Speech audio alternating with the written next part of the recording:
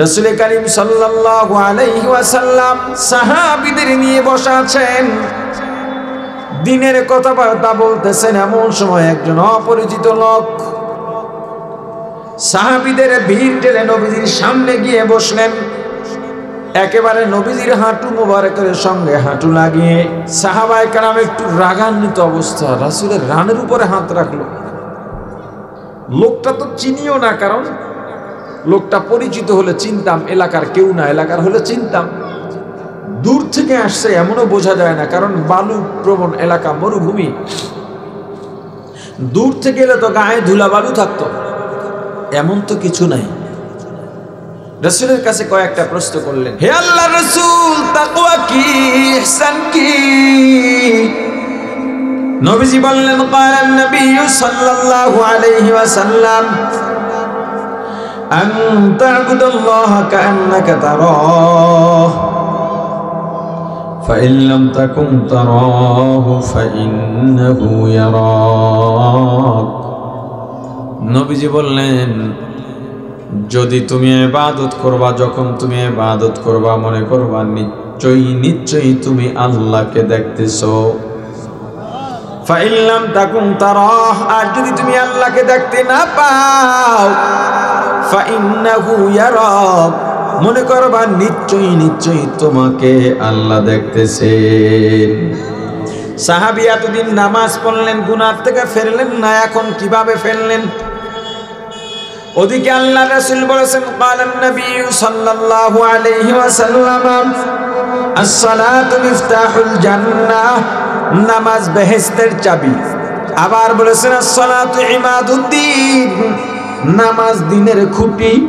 আপনার ঘরের খুঁটি যদি মজবুত হয়, আপনার ঘর মজবুত থাকবে, ঝড় এলেও তেমন একটা শঙ্কা নাই। খুঁটি যদি দুর্বল হয়, সাধারণ বাতাসেও ভূমিকম্পে আপনার ঘর ভেঙে পড়বে। তদ্রূপভাবে নামাজ হলো ইসলামের খুঁটি, দ্বীনের খুঁটি। আপনার নামাজ যদি দুর্বল হয়, আপনার সাধারণ অন্যায় অপরাধ গুনার ঝড়ে আপনার দ্বীনের খুঁটিও ভেঙে পড়বে। মুসলমান ইমানদার, অন্যদিকে আল্লাহ বললেন, ফাওয়াইলুল লিল মুসাল্লিন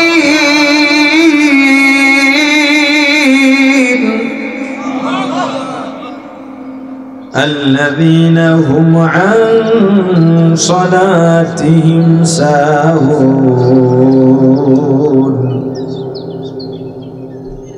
আল্লাযীনা হুম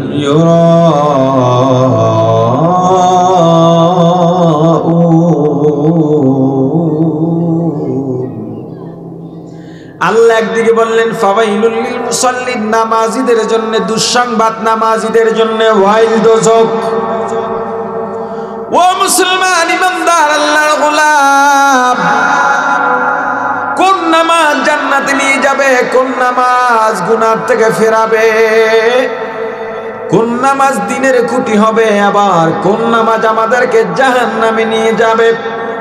কিয়ামতের ময়দানে আল্লাহ রাব্বুল আলামিন কিছু নামাজির নামাজ মুখের মধ্যে ছুঁড়ে মেরে বলবেন, তোর নামাজ নিয়ে তুই জাহান্নামে চলে যা। ওরে মুসলমান, সাহাবী নামাজ পড়লেন একই অবস্থায়, এক সময় অন্যায় করেছেন, কিন্তু পরবর্তীতে অন্যায় করলেন না। ঠিক কি হলো? মূলত নামাজের দিক হলো দুইটা। কয়টা? জোরে বলেন। একটা হলো প্রকাশ্য দিক, আর একটা হলো গোপনীয় দিক। প্রকাশ্য দিক সব ঠিক ছিল, তবে বিতর্কত দিকটা ঠিক ছিল না, যার জন্যে সাহাবীর নামাজও পড়তেন, অন্যায়ও করতেন। বিতর্কত ব্যাপারটা কি? মূলত কওমি মাদ্রাসায় একটা কিতাব পড়ানো হয়, কিতাবের নাম কালজুবি। এখন নিসাবে আছে কিনা জানি না, আমরা পড়েছি। কালজুবির মধ্যে সাহেবে কালজুবি একটা ঘটনা লিখেছেন। দুই বন্ধু, একজনের নাম আব্দুল্লাহ আর একজনের নাম ইসাম। দুইজনের মাঝে ইসামের আমল বড় সুন্দর, আখলাক বড় সুন্দর, চরিত্র বড় নির্মল। আব্দুল্লাহ প্রশ্ন করলেন, হে বন্ধু ইসাম, তুমি নামাজ কিভাবে পড়ো আমাকে বলো। এসাম বলে এটা কেন জিজ্ঞেস করলে বলে তোমার আমল ভালো, আমার আমল ভালো, ঠিক আছে, তবে তুমি নামাজের প্রশ্ন কেন করলা? আব্দুল্লাহ ডেকে বলেন, বন্ধু এসব নামাজ যার সুন্দর, আমল তার সুন্দর। এসাম ডাক দেয়া বলে, বন্ধু আমি নামাজ আদায় করার আগে 2টা ওযু করি। কয়টা? আমরা করি কয়টা? কেন জবাব দিচ্ছেন না আপনারা? আমি তো বুঝতেছি না।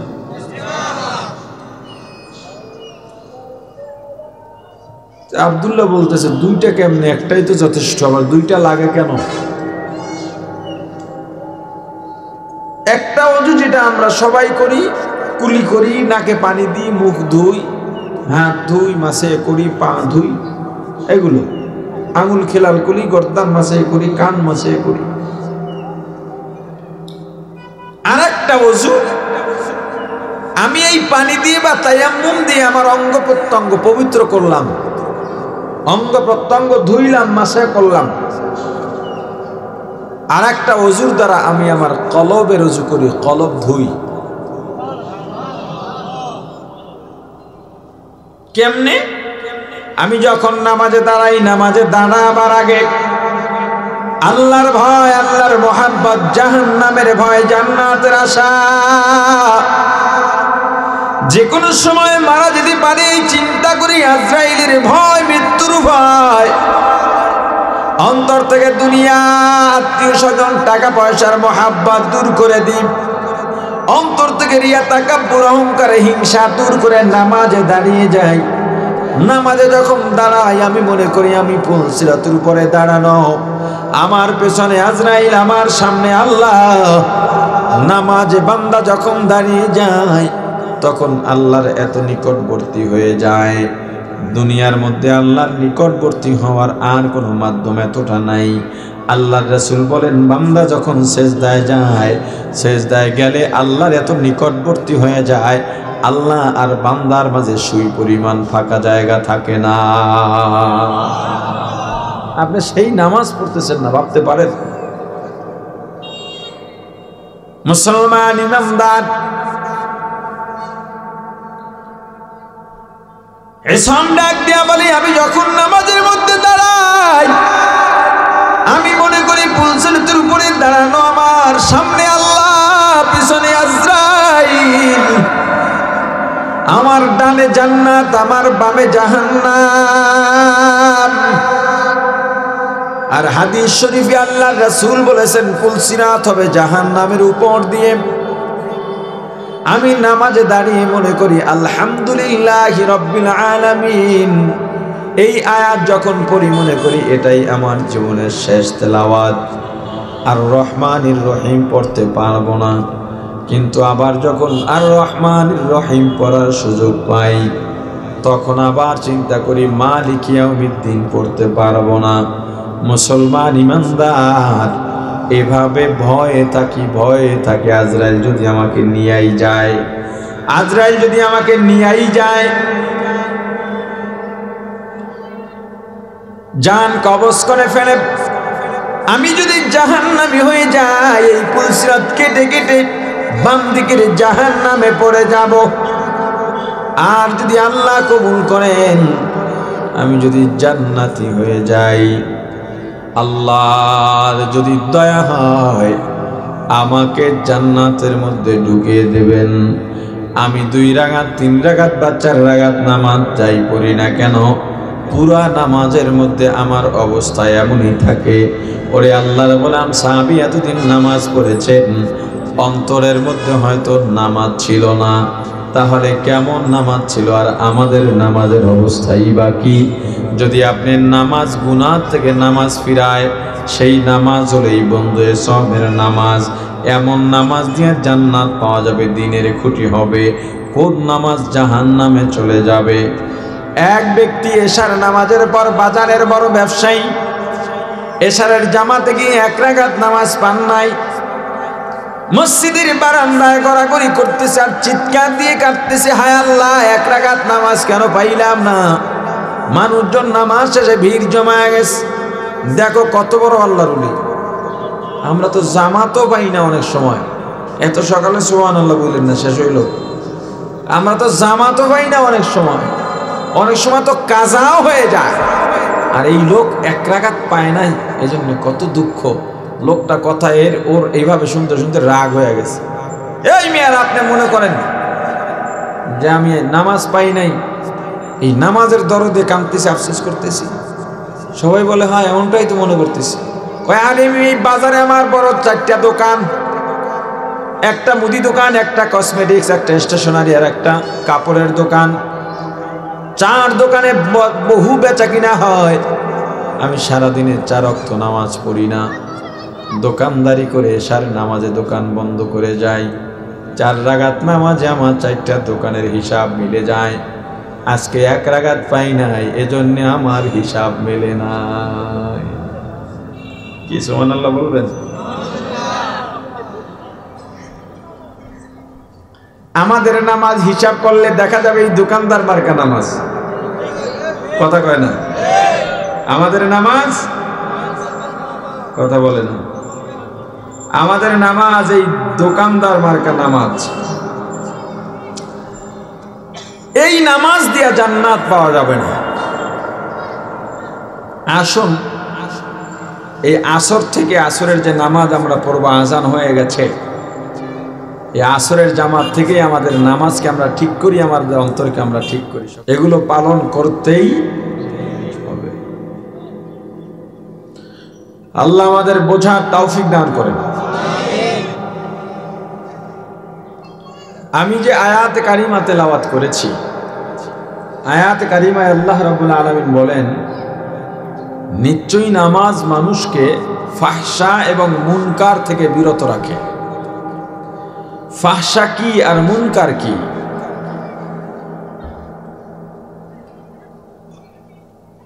উলামায়ে কেরাম যদিও এক কথায় বলে থাকেন, নামাজ সমস্ত খারাপ বা গুনাহ থেকে মানুষকে বিরত রাখে। নামাজ সমস্ত খারাপ কাজ থেকে বিরত রাখে নামাজ। এই কথাটাও ঠিক, কিন্তু আমার কাছে মনে হলো আল্লাহ তাআলা যেহেতু কোরআনে আলাদা আলাদা শব্দে বিন্যস্ত করে বলেছেন, আমিও যদি সেভাবেই আপনাকে বলি, হয়তো কিছু সুয়ালে মুকদ্দারের জবাবও হয়ে যাবে এবং আপনার বুঝও ভালো হবে, নামাজের প্রতিও আগ্রহী হবে। আমি কয়টা শব্দের অপরাধের কথা বলেছি? 2টা। 1 নম্বরে ফাহশা, 2 নম্বরে মুনকার। ফাহশা এমন অপরাধ, এমন গুনাহ, যেই গুনাহ মানুষ করে বুঝতেও পারে। যেই অপরাধগুলো বোঝার জন্য আলাদাভাবে মাদ্রাসায় যাওয়া লাগে না, মুফতি মাওলানা হওয়া লাগে না। যেমন মিথ্যা বলা। মিথ্যা বলা অন্যায় নাকি ন্যায়? সবাই বলেন। সুদ খাওয়া, চুরি করা, ডাকাতি করা, খুন করা, নেশা করা, এগুলোকে ফাহশা বলে। এরকম আরো যত গুনাহ আছে। কিন্তু মুনকার এমন এক গুনাহ, এমন এক অপরাধ, এটা বড় মারাত্মক। মুনকার এমন অন্যায়কে বলা হয় যেটা আমি করি কিন্তু জানি না এটা অন্যায়। এবার বলেন, আমি জানি না যেটা অন্যায় কিন্তু করতেছি, আমি যদি নাই জানি এটা অন্যায়, ফিরবো কিভাবে বলেন? নামাজ এমন এক ঔষধ, এমন এক প্রেসক্রিপশন, নামাজ আদায় করলে যেই গুনাহ আপনি জানেন না গুনাহ, সেটার থেকে অটোমেটিক ফিরে যাবেন। আমি জানি না গুনাহ কিন্তু করে যাচ্ছি, অপরাধ মনে করছি না কিন্তু বড় অপরাধ। যেমন দোকানে গিয়েছেন, বা সকালে গ্রাম থেকে মুরব্বী বৃদ্ধ মানুষ, ভরণ পোষণের কেউ নাই, বা সন্তান আছে ঠিক, খোঁজ নিচ্ছে না, এমন মানুষ আছে না? আপনাদের পাশের এলাকা ফেনীর এক বৃদ্ধ রিকশাওয়ালা গত কয়েকদিন আগে, সপ্তাহখানিক হবে, আমি আমার অফিস থেকে নেমে বাসায় যাচ্ছি ঢাকায়। আমি স্বাভাবিকভাবে বৃদ্ধ মানুষের রিক্সা দেখলে সেটাতে উঠি। আগে উঠতাম না এই চিন্তা করে, মুরব্বী রিক্সা চালাবে, বেয়াদবি হবে মনে করে। পরে চিন্তা করেছি আমি যদি না উঠি, এই বৃদ্ধ মানুষটি বৃদ্ধ বয়সে রিক্সা চালাতে শখে নামেন নাই, রোজগারের জন্য নেমেছেন। আমি যদি না উঠি, এই মানুষটা রোজগার করবে কিভাবে? অনেকে ওঠে না, বৃদ্ধ চালাতে পারবে না, দুর্বল, দেরি হবে এজন্যে। আমি উঠি, তার কিছু রোজগার হোক। আর আমার ব্যক্তিগত স্বভাব, আমি রিক্সাওয়ালাদের সবসময় 10 টাকার জায়গায় 20, 30, 40, 50 টাকাও দিয়ে দিই। কারণ তাকে 50 টাকা 100 টাকা দিলে আমার তেমন কোনো ক্ষতি, লস কিছুই হয় না। কিন্তু ওই বেচারা 10 টাকা বেশি পেলে আসমান জোড়া খুশি হয়ে যায়। তার আনন্দ, তার খুশি হওয়াটা আমার জন্য অনেক বড় দোয়া। আল্লামা শাহ আহমদ শফি রহিমাহুল্লাহ তাআলা যখন আসগর আলী হাসপাতালে ভর্তি ছিলেন, আমরা কয়েকজন বন্ধু হুজুরকে দেখে মাদ্রাসায় ফিরতেছি। তো আসগর আলী থেকে আমার মাদ্রাসা কাছেই, রিক্সায় দোলাইপার পর্যন্ত উঠলাম আসগর আলী থেকে। উনি টাকা চাইলো 20 টাকা। আমাকে তখন রমজান, রোজার মাস, আমার সাথের এক বন্ধু দরদাম করতেছে একটু কমায় নেওয়ার জন্য। আমি বলছি দরদাম লাগবে না, চলো। আমি ওখানে গিয়ে রিক্সাওয়ালাকে 40 টাকা দিলাম। তারা কি খুশি হয় শুধু এতটুকু বোঝার জন্য বলছি। আমি তো 40 টাকা দিয়ে, আমার অভ্যাস অনুযায়ী এটার প্রতি আমার আলাদা একটা ফিলিংস, ওই লোক কি বলে শুনবো, ভালো লাগবে, ওটা তো আর আমার মাথায় নাই। আমি টাকাটা রিক্সায় থাকতেই ওর হাতে দিয়ে নেমে দ্রুত দোলাইপাড়ের ওপারে চলে গেছি। ওখান থেকে আর এক রিক্সা নিয়ে মাদ্রাসায় যাব। তো আমার যে বন্ধুটা, ও নামতে দেরি হয়েছে, তো আমি ওপার গিয়ে দাঁড়িয়ে আছি। আর এক রিক্সায় ওঠার পরে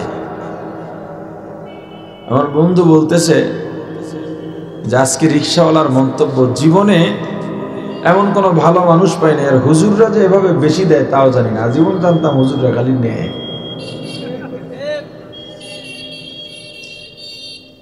এবং উনি ওই জায়গার মধ্যে দোয়া করলেন। এরকম বহু ঘটনা আছে। ওই দিনই সামনে থেকে এক বৃদ্ধের রিক্সায় উঠে আমি তাকে 20 টাকা দিলাম যে চাচা চলবে? বলে বাবা ভাড়া তো 20 টাকাই। ঈদের আগে আগে ছিল সম্ভবত, অবশ্যই, কারণ আমি ঈদের আগে ব্যাংকের থেকে পুরান টাকা দিয়ে কিছু নতুন টাকা আনি। 20 টাকা, 100 টাকার নোট, 200 টাকার নোট যখন বের হলো, ওই গরিব ছেলেরা মেয়েরা যখন আসে, ওদেরকে নতুন টাকা দিলে খুব খুশি হয়। নতুন টাকাগুলো দিয়ে আর কি ঈদের আনন্দ, যতভাবে আনন্দ করা যায় হালাল ভাবে। আমি বের করে 20 টাকার নোট দিলাম।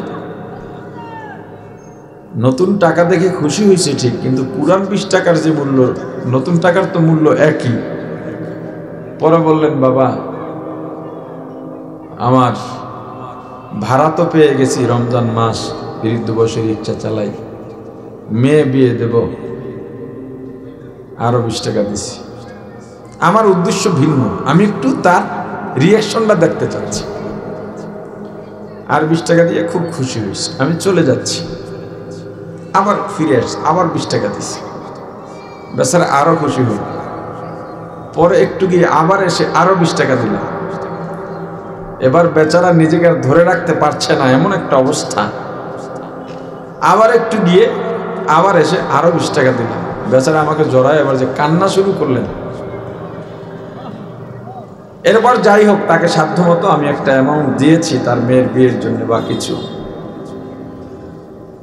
আপনাদের এই ফেনীর ওই বৃদ্ধ, তো 1 সপ্তাহ হয় নাই, আমি এটা ফেসবুকে ফ্ল্যাশও করেছিলাম। আমি কোনো রিক্সায় উঠলে আগে জিজ্ঞেস করি তার বাড়ি কোথায়, কেন রিক্সা চালায়, ছেলে মেয়ে কি করে, সেটা অল্প বয়সী হোক বেশি, বিয়ে শাদী করছে কিনা। উনি যেহেতু বৃদ্ধ, ওনাকে আমার প্রশ্ন ছিল এই বয়সে কেন রিক্সা চালাচ্ছেন। উনি বললেন কপালে ছিল, ছেলে নাই মেয়ে নাই। প্রথমে বলছেন নাই, পরে আফসোস করলাম যে আল্লাহ আপনাকে দিলেন না। পরে উনি বলতেছেন আল্লাহকে দোষ দিয়েন না। কেন? ছেলে আছে দুইটা, ছেলের মতো না। দুইটা ছেলে আছে, ছেলের মতো না। ওরা কোথায়? ওরা বাড়িতে, ওরা ওদের বাড়িতে। ওদের বাড়ি তো আপনাকে তাদের বাড়ি জায়গা দেয় না, বলে বাড়িটা তো আমার, এখন তো ওদের। ওরা বড় হয়ে গেছে ওদের বাড়ি থেকে, আমরা তো বুড়া বুড়ি, আমরা মা বাপ না, আমাদেরকে বের করে দিয়েছে। বললাম নাম্বার দেন, আমি ওদের সাথে কথা বলি। ওদের নাম্বার রেখে করবো কি? ঘৃণা হয় ওদের নাম্বার মোবাইলে দেখলে। যা হোক, পরে তার ছেলেদের নাম, একজন রাজমিস্ত্রি, একজন নলকূপ বসায়। এই সময় যারা রাজমিস্ত্রি নলকূপ বসানোর কাজ করে, মোটামুটি তাদেরকে তো স্বাবলম্বী বলা যায়। দুজন বৃদ্ধ মানুষ, মা বাবাকে তারা টানতে পারছে না। আমি এলাকার নাম, তার ছেলেদের নাম, পেশা এবং ওনার নাম ফেসবুকে দিয়েছিলাম। ফেনীর ওই এলাকার, এখন মনে নেই, ওই এলাকার মানুষদের দৃষ্টি আকর্ষণ করে যে আপনার দেখেন এই ছেলে দুইটা কোথায় থাকে, হয়তো ওদের বিচার করেন, অবস্থা জানেন, ওদের মা বাবার দায়িত্ব। যে বলবে কিছু সিচুয়েশন আছে, মা বাবাও অনেক সময় ছেলে মেয়ের উপরে অবিচার করে, আছে না? কিন্তু মা বাবা যতই অবিচার করুক, মা বাবার উপরে তোমার দায়িত্ব তুমি পালন করে যাও। তোমার মা বাবা তোমার উপরে অবিচার করলে তার বিচার কিয়ামতের ময়দানে আল্লাহ করবেন। তোমার দায়িত্বটা তুমি পালন করো। যে কথা বলতেছিলাম, বৃদ্ধ মানুষ সকালে শীতের বেলায় কুয়াশায় শাক উঠিয়ে, দুলফা ঘাস যা আছে সব বেছে, কাদা ধুয়ে, মাটি ধুয়ে, ফ্রেশ ফরমালিন ছাড়া শাক, ফ্রিজে রাখা ছাড়া শাক বাজারে নিয়ে গেলেন। আপনি বড় লোকের বেটা, ফজরও পড়েন নাই, এশাও পড়েন নাই, গান শুনতে শুনতে ঘুমাইছেন, কেউ নাচতে নাচতে, কেউ গাঞ্জা খাইতে খাইতে। 9টায় উঠে মুখ না ধুয়ে, ব্রাশ না করে, মেসওয়াক না করেই তারা ব্রেকফাস্ট করে। জল খাবার, কিল খাবার, জল খাবার।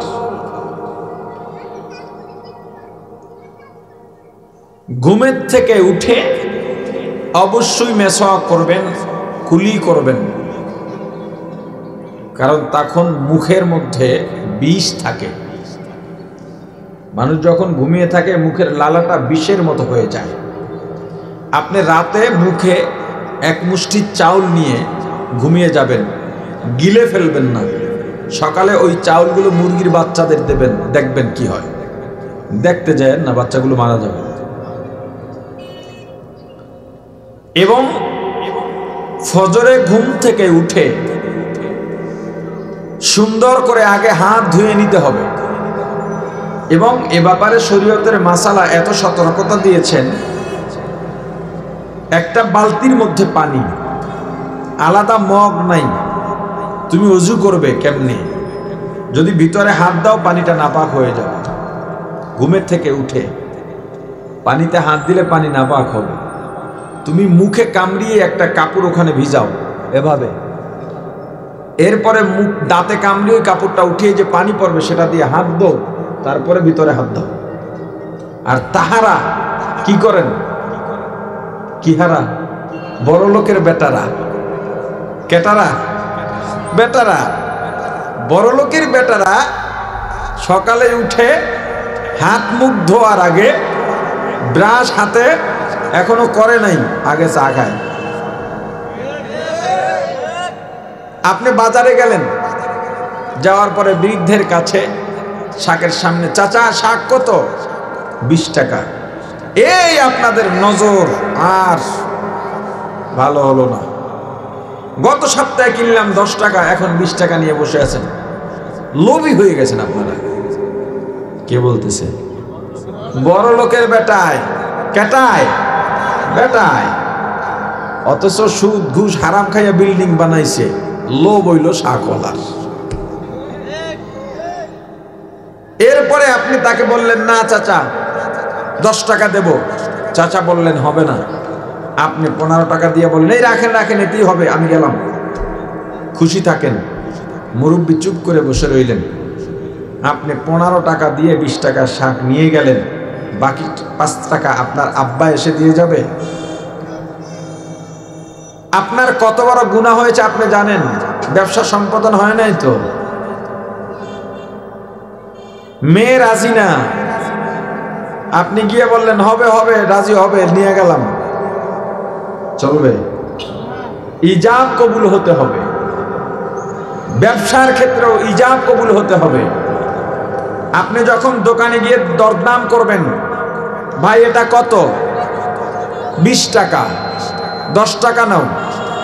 না, 18 টাকা লাগবে। ঠিক আছে 15 টাকা এই নাও। দোকানদার বলছে হবে না, আপনি জোর করে দিয়ে আসবেন, বেচা কিনা হয় নাই। দোকানদার যে কয় টাকা চেয়েছেন, আপনি যে কয় টাকা দিয়েছেন, মাঝখানে যে কয় টাকা বাকি আছে, এটা কিয়ামতের ময়দানে দিতে হবে।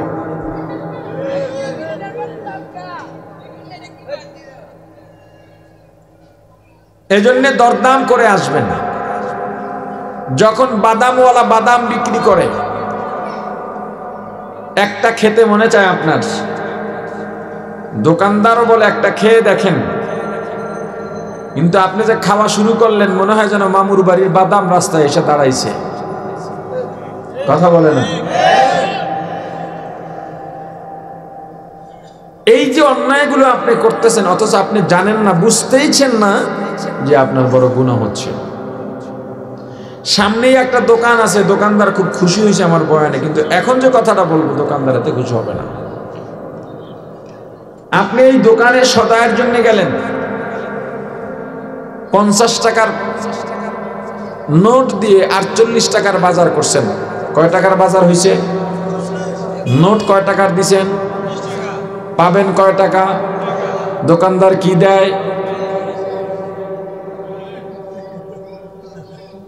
আশ্চর্য ব্যাপার। একটাবার কেউ চিন্তাও করি নাই, ভাবিও নাই, এই যে গুনাহগুলো করতেছি কত মারাত্মক গুনাহ। দোকানদার চকলেট দিল, দোকানদার ভাই আমি পাবো টাকা, কেন চকলেট দেবেন?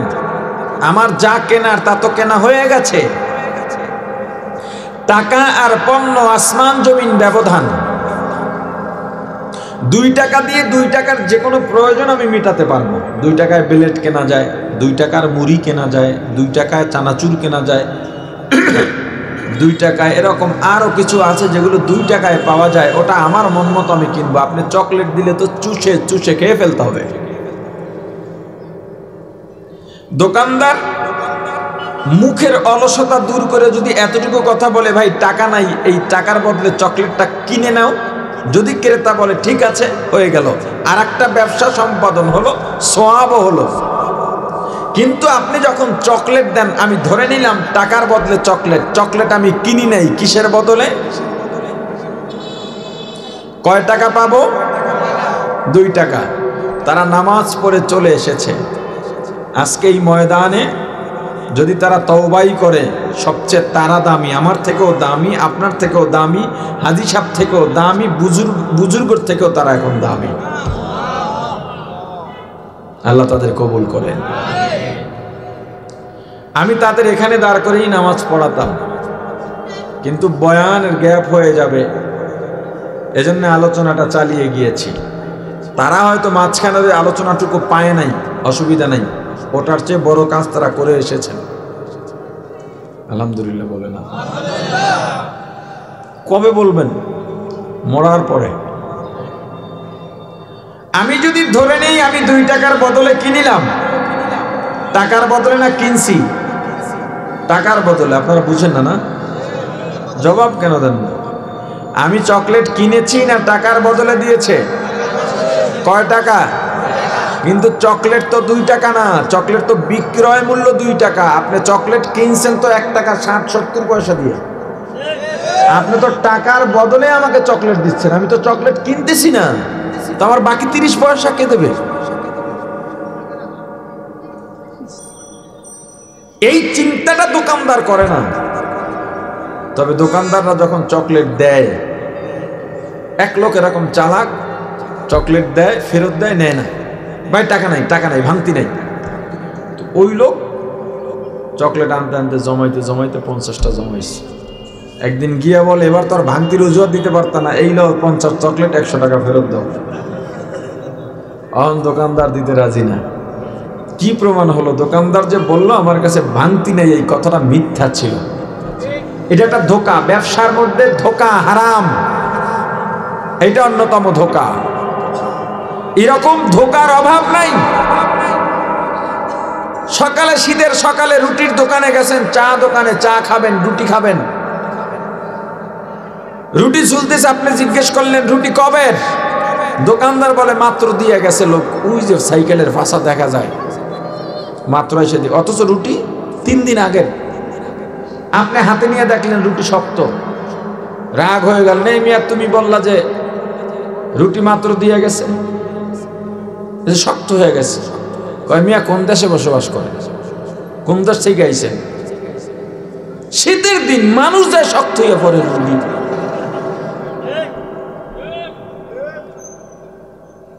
নামাজ এমন এক ইবাদত, এমন এক প্রেসক্রিপশন, এমন এক ঔষধ, যেই গুনাহ জানি করি, যেই গুনাহ করি জানি না, যেই গুনাহ জানি এবং করি, যেই গুনাহ করি কিন্তু জানি না, সব ধরনের অপরাধ থেকে বিরত রাখে নামাজ। এখন আপনার প্রশ্ন, হুজুর তাহলে আমরা তো নামাজ পড়ি, গুনাহও করি, অপরাধও করি, নামাজ থেকে বের হয়ে দোকানে গিয়ে বলে উইকেট কয়টা গেছে, এমন লোক নাই? কথা বলে না। নামাজের মধ্যে যখন চিল্লানি শোনে বাইরে ছক্কা, তখন মনে চায় নামাজ সাইডে দৌড় দেয়। হ্যাঁ, কমন পড়ে গেছে। নামাজও পড়ি, নামাজ থেকে বের হয়ে অন্যায় করি। আজান দিছে, সেলুনে বসছে দাড়ি কাটার জন্য, কয় আজান দিছে নামাজটা পড়ে এলি, বস, অপেক্ষা করে। নামাজ থেকে বের হয়ে যায় সেলুনে শেভ করতে, মানে দাড়ি চাঁচতে। তাহলে নামাজ আমাদেরকে অপরাধ থেকে ফিরালো না কেন?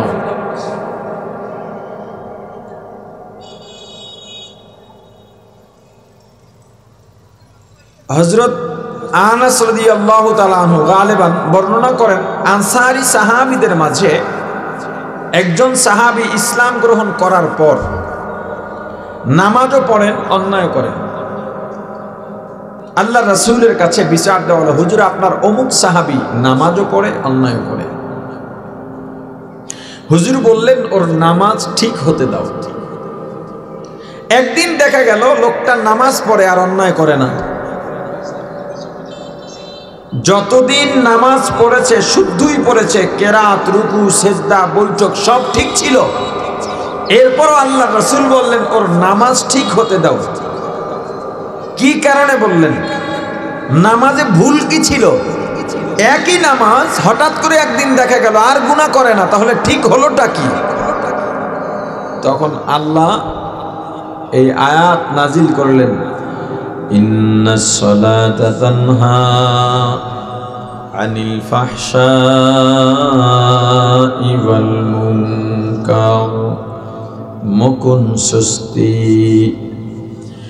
নামাজে পাঁচগানা, ফাওয়াইলুল লিল মুসাল্লিন আল্লাযিনা। নামাজ এমন এক ঔষধ, এমন এক ইবাদত, নামাজ যদি তোমার ঠিক হয়ে যায়, তোমার সব অপরাধ তোমার থেকে বের হয়ে যাবে, অপরাধ আর অপরাধ থাকবে না। তোমার মন এমন ভাবে তৈরি হয়ে যাবে, তুমি যেই অপরাধকে জানো না, ওই অপরাধ তোমার মন থেকে উঠে যাবে।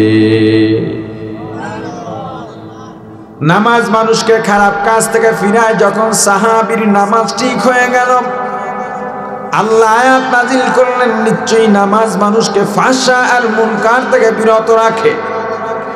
ও মুসলমান ইমানদার, আল্লাহর গোলাম, বোঝা দরকার সাহাবীর নামাজ তো আগেও ঠিক ছিল, এখনো একই অবস্থায় আছে। তাহলে এমন কি ঠিক হলো যার কারণে নামাজ পড়ার পরে সাহাবী আগের মতো আর অপরাধ করে না? রাসূল কারীম সাল্লাল্লাহু আলাইহি ওয়াসাল্লাম সাহাবীদের নিয়ে বসা আছেন, দিনের কথাবার্তা বলতেছেন। এমন সময় একজন অপরিচিত লোক সাহাবীদের ভিড় ঠেলে নবীজির সামনে গিয়ে বসলেন। একেবারে নবীজির হাঁটু মোবারকের সঙ্গে হাঁটু লাগিয়ে অথবা নবীজির রান মোবারকের উপরে হাত রেখে বসে গেছে।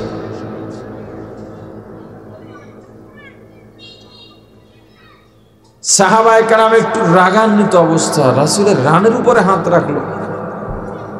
লোকটা তো চিনিও না, কারণ লোকটা পরিচিত হলে চিনতাম, এলাকার কেউ না, এলাকার হলে চিনতাম। দূর থেকে আসছে এমনও বোঝা যায় না, কারণ বালু প্রবণ এলাকা, মরুভূমি। দূর থেকে এলে তো গায়ে ধুলা বালু থাকতো, এমন তো কিছু নাই। রাসূলের কাছে কয়েকটা প্রশ্ন করলেন, তার মধ্যে একটা প্রশ্ন, মাল ইহসান ইয়া রাসূলুল্লাহ, হে আল্লাহর রাসূল, তাকওয়া কি, ইহসান কি?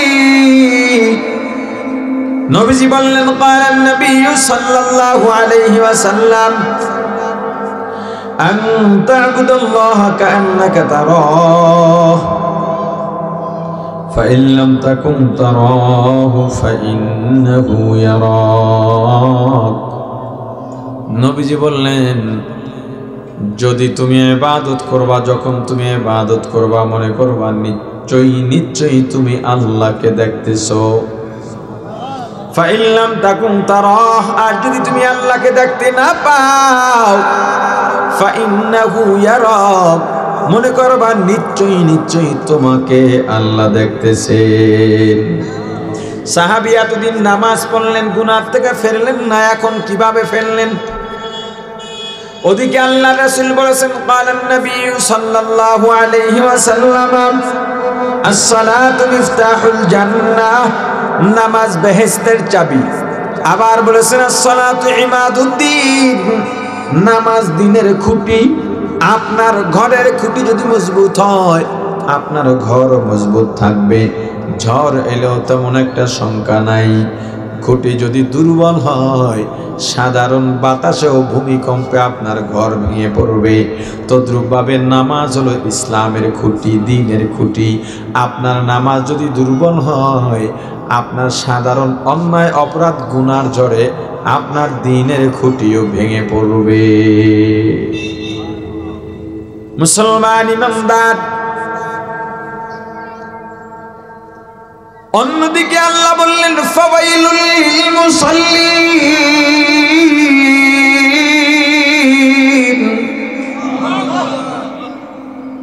আল্লাযীনা হুম আন সালাতিহিম সাহুন আল্লাযীনা হুম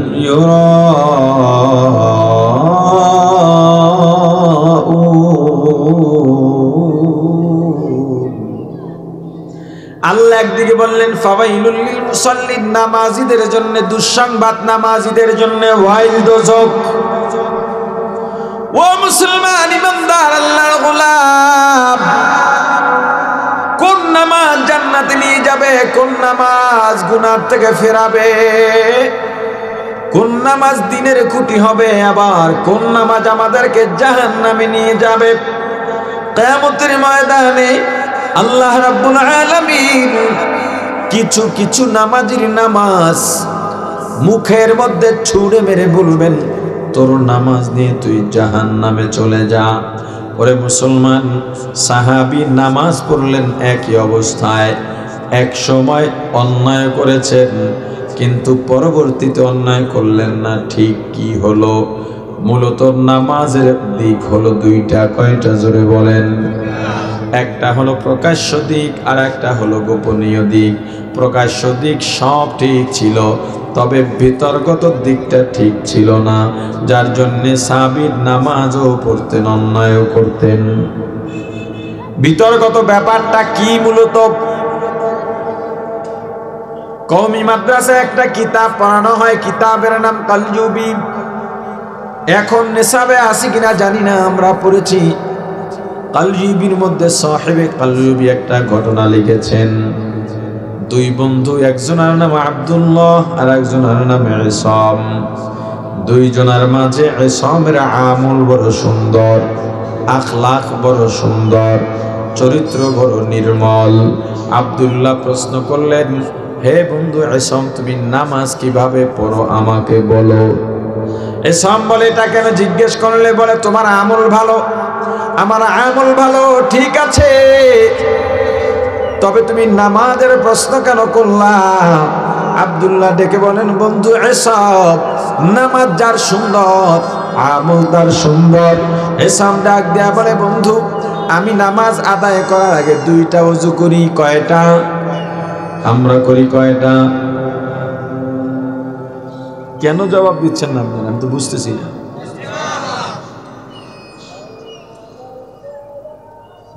আব্দুল্লাহ বলতেছে, 2টা কেমনে? একটাই তো যথেষ্ট, আবার 2টা লাগে কেন?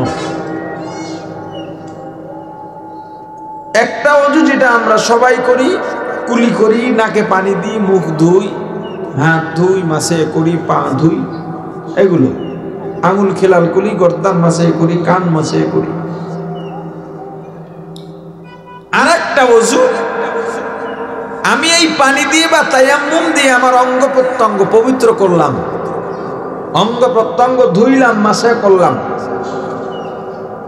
আর একটা ওযুর দ্বারা আমি আমার কলবের ওযু করি, কলব ধুই।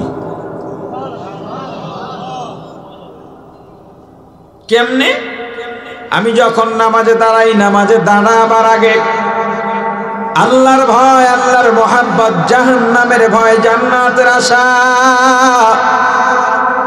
যে কোনো সময় মারা যেতে পারে এই চিন্তা করি, আজরাইলের ভয়, মৃত্যুর ভয়, অন্তর থেকে দুনিয়া, আত্মীয় স্বজন, টাকা পয়সার মোহাব্বত দূর করে দিই, অন্তর থেকে রিয়া, তাকাব্বুর, অহংকার, হিংসা দূর করে নামাজে দাঁড়িয়ে যাই। নামাজে যখন দাঁড়াই আমি মনে করি আমি পুলসিরাতের উপরে দাঁড়ানো, আমার পেছনে আজরাইল, আমার সামনে আল্লাহ।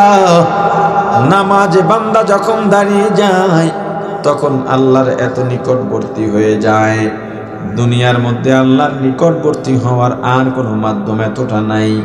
আল্লাহর রাসূল বলেন, বান্দা যখন সেজদায় যায়, সেজদায় গেলে আল্লাহর এত নিকটবর্তী হয়ে যায়, আল্লাহ আর বান্দার মাঝে সুই পরিমাণ ফাঁকা জায়গা থাকে না। আপনি সেই নামাজ পড়তেছেন না, ভাবতে পারেন? মুসলমান ইমানদার ইসাম ডাক দিয়া বলি, আমি যখন নামাজের মধ্যে দাঁড়াই আমি মনে করি পুলসিরাতের উপরে দাঁড়ানো, আমার সামনে আল্লাহ, পিছনে আজরাইল, আমার ডানে জান্নাত, আমার বামে জাহান্নাম। আর হাদিস শরীফে আল্লাহর রাসূল বলেছেন, পুলসিরাত হবে জাহান্নামের উপর দিয়ে। আমি নামাজে দাঁড়িয়ে মনে করি আলহামদুলিল্লাহি রাব্বিল আলামিন। এই আয়াত যখন পড়ি মনে করি এটাই আমার জীবনের শেষ তেলাওয়াত, আর রহমানির রহিম পড়তে পারবো না। কিন্তু আবার যখন আর রহমানির রহিম পড়ার সুযোগ পাই তখন আবার চিন্তা করি মালিক ইয়াউমিদ্দিন পড়তে পারবো না। মুসলমান ইমানদার, এভাবে ভয়ে থাকি আজরাইল যদি আমাকে নিয়েই যায়, আজরাইল যদি আমাকে নিয়েই যায়, জান কবজ করে ফেলে, আমি যদি জাহান্নামী হয়ে যাই, এই পুলসিরাত কেটে কেটে বাম দিকের জাহান্নামে পড়ে যাব।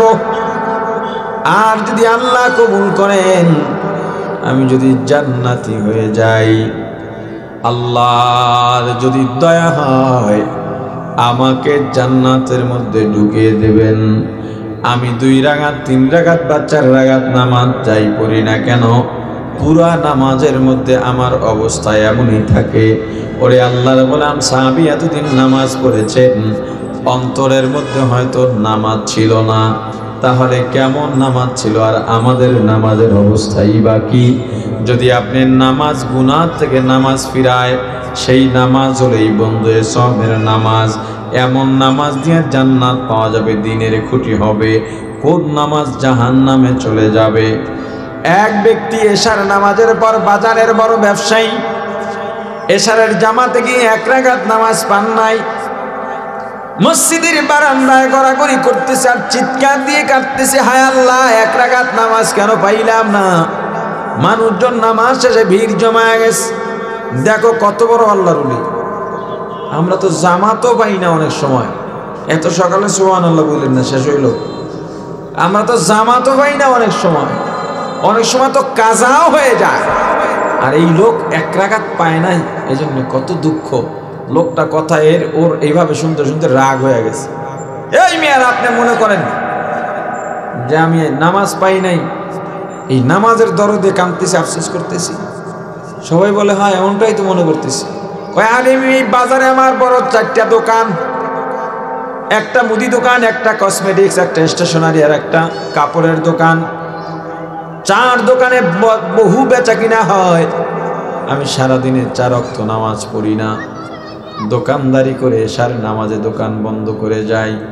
4 রাকাত নামাজে আমার 4টা দোকানের হিসাব মিলে যায়। আজকে 1 রাকাত পাই নাই, এজন্য আমার হিসাব মেলে নাই। কি সুবহানাল্লাহ বলবেন? আমাদের নামাজ হিসাব করলে দেখা যাবে এই দোকানদার মার্কা নামাজ। কথা কয় না? আমাদের নামাজ, কথা বলে না, আমাদের নামাজ এই দোকানদার মার্কা নামাজ। এই নামাজ দিয়া জান্নাত পাওয়া যাবে না। আসুন, এই আসর থেকে, আসরের যে নামাজ আমরা পড়বো, আজান হয়ে গেছে, এই আসরের জামাত থেকেই আমাদের নামাজকে আমরা ঠিক করি, আমাদের অন্তরকে আমরা ঠিক করি। সকলে বলি আমিন।